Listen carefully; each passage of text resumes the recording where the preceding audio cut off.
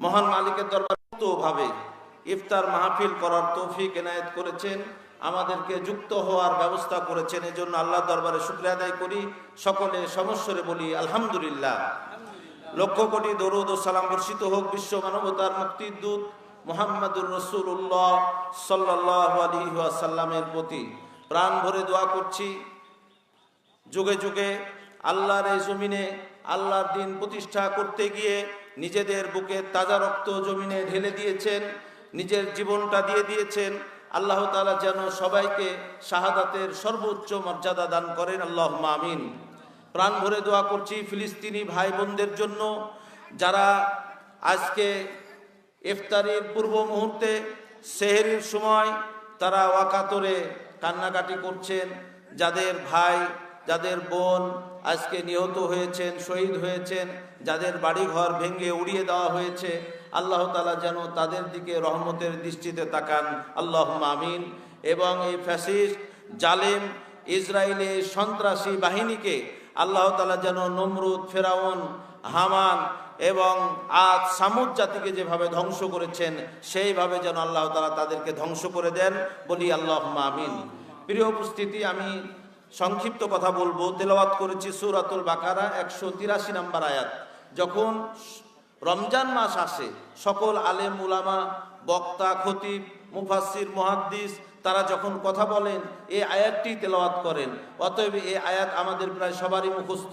সেজন্য আমি ভিন্ন কোনো আলোচনা না করে আমি রমজান কেন্দ্রিক আলোচনা করতে চাই, এজন্য এই আয়াতটি তেলাওয়াত করেছি। আল্লাহ তাআলা এই আয়াতের মধ্যে বলছেন, হে ঈমানদারগণ, সিয়ামকে তোমাদের উপরে লিখিত করা হয়েছে যেভাবে তোমাদের পূর্ববর্তীদের উপরে লিখিত করা হয়েছিল, যাতে তোমরা তাকওয়া অর্জন করতে পারো। আল্লাহ তাআলা শুরুতে ঈমানদারদেরকে আহ্বান করেছেন।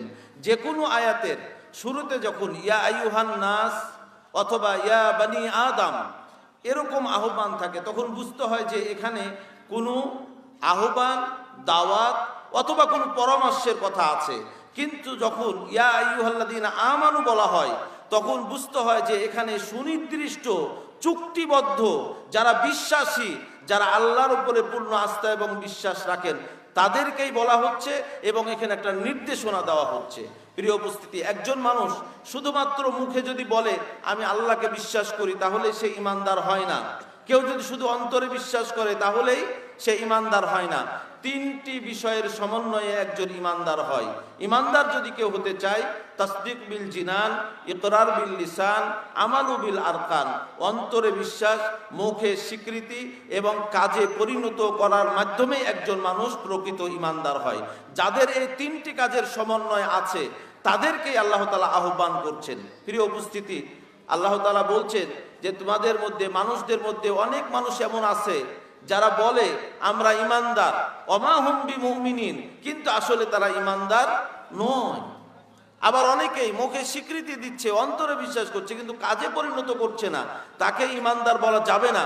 প্রকৃত ঈমানদার কারা, তাদের পরিচয় আল্লাহ তাআলা সূরা আনফালে 2-3 নম্বর আয়াতে বলেছেন, ইন্নামাল মুমিনুনা আল্লাযীনা ইযা যুকিরাল্লাহু ওয়াজিলাত কুলুবুহুম ওয়া ইযা তুলিয়াত আলাইহিম আয়াতুহু যাদাতহুম ঈমানা ওয়া আলা রাব্বিহিম ইয়াতাওয়াক্কালুন। প্রকৃত ঈমানদার হচ্ছেন তারা যাদের অন্তর আল্লাহর কথা শুনলে প্রকম্পিত হয়, যারা কোরআন তেলাওয়াত করলে, কোরআন তেলাওয়াত শুনলে, কোরআনের কথা শুনলে যাদের আল্লাহর প্রতি ভক্তি শ্রদ্ধা বৃদ্ধি পায়, ঈমান বৃদ্ধি পায়, এবং যারা একমাত্র শুধুমাত্র আল্লাহর উপরে ভরসা করে, আল্লাযীনা ইউকিমুনাস সালাহ ওয়া মিম্মা রাযাকনাহুম ইউনফিকুন, নামাজ পড়ে, নিজের রিজিক থেকে ব্যয় করে, আল্লাহ বলছেন উলাইকা হুমুল মুমিনুনা হাক্কা, এরাই হচ্ছে প্রকৃত মুমিন। জোরে বলি সুবহানাল্লাহ। এরাই হচ্ছে মুমিন। অর্থাৎ ঈমানদার হতে হলে আমি অন্তরে যা বিশ্বাস করি, মুখে যা স্বীকৃতি দেই, আমার কাজে সেটা পরিণত করার মাধ্যমেই একজন ঈমানদার প্রকৃত ঈমানদার হতে পারে। দ্বিতীয় যে বিষয়টি আল্লাহ তাআলা বলেছেন, কুতিবা আলাইকুমুস সিয়াম, সিয়ামকে লিখিত করা হয়েছে। আল্লাহ তাআলা এখানে বলতে পারতেন ফুরিজা আলাইকুমুস সিয়াম, ফরজ করা হয়েছে, তা না বলে বললেন লিখিত করা হয়েছে। মানে কি, মৌখিকভাবে যে কোনো চুক্তির চেয়ে লিখিত চুক্তির গুরুত্ব অনেক বেশি। কথা বলেন ঠিক কিনা? অনেক বেশি। এজন্য আল্লাহ বলছেন লিখিত চুক্তি হয়েছে। আল্লাহ তাআলা কুরআনুল কারীমে 1000 আদেশ এবং নিষেধ করেছেন, কিন্তু তিনটি নির্দেশনা শুধু কুতিবা বলে উল্লেখ করেছেন, অর্থাৎ লিখিতর কথা বলেছেন। তার মধ্যে একটি হচ্ছে কুতিবা আলাইকুমুস সিয়াম, সিয়ামকে লিখিত করা হয়েছে। সিয়াম হলো একজন মানুষের আধ্যাত্মিক শক্তি বৃদ্ধি করে, আত্মশুদ্ধি করে একজন মানুষকে সাদা মনের মানুষ বানিয়ে সঠিক পথে তাকে পরিচালিত করে। প্রিয় ভাইরা আমার, আল্লাহ তাআলা একইভাবে বলেছেন, এর কয়েকটা আয়াত আগে 178 নম্বর আয়াতে, আইয়ুহাল্লাযীনা আমানু কুতিবা আলাইকুমুল কিসাস, কিসাসকে তোমাদের উপরে লিখিত করা হয়েছে সামাজিক নিরাপত্তার জন্য। কয়েক আয়াত পরে গেলে 216 নম্বর আয়াতে বলেছেন কুতিবা আলাইকুমুল কিতাল, রাষ্ট্রীয় নিরাপত্তার জন্য যুদ্ধকে লিখিতভাবে ফরজ করা হয়েছে। আমরা সিয়ামের ব্যাপারে যতটা গুরুত্ব দেই, সেইভাবে সামাজিক এবং রাষ্ট্রীয় নিরাপত্তার জন্য আল্লাহর বিধানকে সেভাবে গুরুত্ব দিই না। কথা বলেন ঠিক কি না? যদি কিসাস এবং কিতাল এটাকে প্রতিষ্ঠিত করতে হয়, তাহলে কোরআনের বিধানকে প্রতিষ্ঠিত করতে হবে, আর এর মাধ্যমেই এই দেশ, এই সমাজ সুখী, সমৃদ্ধ এবং শান্তির সমাজে পরিণত হবে। আমি সর্বশেষ যে কথাটি বলতে চাই, সিয়ামের মূল উদ্দেশ্য হচ্ছে তাকওয়া। আজকে আমাদের ইফতারের আয়োজন, তারাবির আয়োজন, সাহারির আয়োজন, আর যা কিছু আয়োজন আছে, সব কিছু আয়োজনের মূলে হচ্ছে তাকওয়া, আল্লাহ ভীতি। যদি সেটাই তৈরি না হয়, তাহলে কিন্তু আমাদের এই সিয়ামে ইফতারি কোনো কাজে লাগবে না। অতএব তাকওয়াবান হলেন তিনি যিনি আল্লাহকে ভয় করেন, আর যিনি আল্লাহকে ভয় করেন তিনি কখনো সন্ত্রাসী করতে পারেন না, চাঁদাবাজি করতে পারেন না, অন্যের জমি দখল করতে পারেন না, মানুষকে খুন করতে পারেন না, ধর্ষণ করতে পারেন না। অতএব একজন মানুষ, প্রকৃত মানুষ তখনই হবে যখন সে নিজেকে তাকওয়ার গুণে গুণান্বিত করতে পারবে। আল্লাহ তাআলা বলছেন সূরা জুমারের 33 নম্বর আয়াত, ওয়াল্লাযী জাআ বিস-সিদকি ওয়া সাদ্দাকা বিহি উলাইকা হুমুল মুত্তাকুন, সেই ব্যক্তি মুত্তাকি যিনি সত্যকে গ্রহণ করেছেন, যারা সত্য এনেছেন, সত্যকে গ্রহণ করেছেন, অর্থাৎ কোরআনের বিধানকে নিজের জীবনে বাস্তবায়ন করেছেন।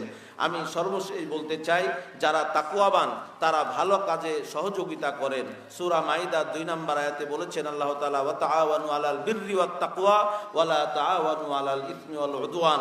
তোমরা যদি তাকওয়াবান হয়ে থাকো, তোমরা যদি প্রকৃতপক্ষে সিয়াম পালনের মধ্যে তাকওয়া অর্জন করে থাকো, তাহলে যারা তাকওয়াবান তাদেরকে তোমরা সহযোগিতা করবে এবং অন্যায় কাজে কখনো সহযোগিতা করবে না। আমরা ভালোর পক্ষে থাকবো, পারা যাবে তো ইনশাআল্লাহ? কল্যাণের পথে থাকবো, পারা যাবে তো ইনশাআল্লাহ? আল্লাহ তাআলা কবুল করুন। বাংলাদেশ জামাত ইসলামী আল্লাহর বিধান, আল্লাহর হুকুম এবং সৎ লোকের শাসন কায়েম করতে চাই। এই ভালো কাজে আমরা সবাই শরীক থাকবো। এ উদাত্ত আহ্বান জানিয়ে, সবার সুস্বাস্থ্য, দীর্ঘায়ু, মঙ্গল কামনা করে সবাইকে ধন্যবাদ জানিয়ে, দোয়া চেয়ে আমি আমার কথা শেষ করছি। ওয়া আখির দাওয়ানা আনিল হামদুলিল্লাহি রাব্বিল আলামিন। আসসালামু আলাইকুম ওয়া রাহমাতুল্লাহি ওয়া বারাকাতুহু।